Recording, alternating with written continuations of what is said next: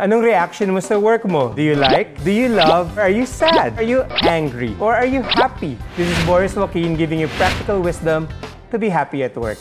May 5 bagay kang kailangan tandaan para maging happy at work. Una, have a personal purpose. Napakahalaga ng mission sa buhay ng bawat isa. Sabi nga ni Rick Warren, we live according to our purpose. Bakit ka nga ba nagkatrabaho? Para saan?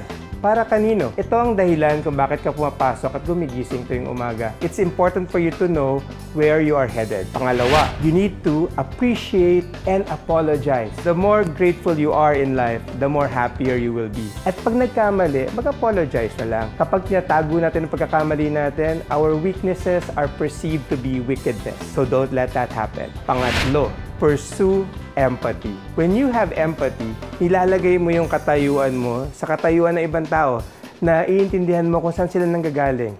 And with that in mind, hindi ka magkakaroon ng conflict. Pang-apat, put excellence first. Pag pinaghusayan mo ang iyong trabaho, diyan ka nakikilala, diyan ka mapopromote, diyan tataas ang antas mo sa iyong buhay. Ang ikalima, yield everything to God. Nilagay ka ng Diyos sa trabaho mo for purpose. So when you yield everything to God, pinagkakatiwala mo ang buhay at trabaho mo sa Kanya. It begins with surrender and it ends with integrity. This has been Boris Joaquin giving you practical wisdom to be happy at work.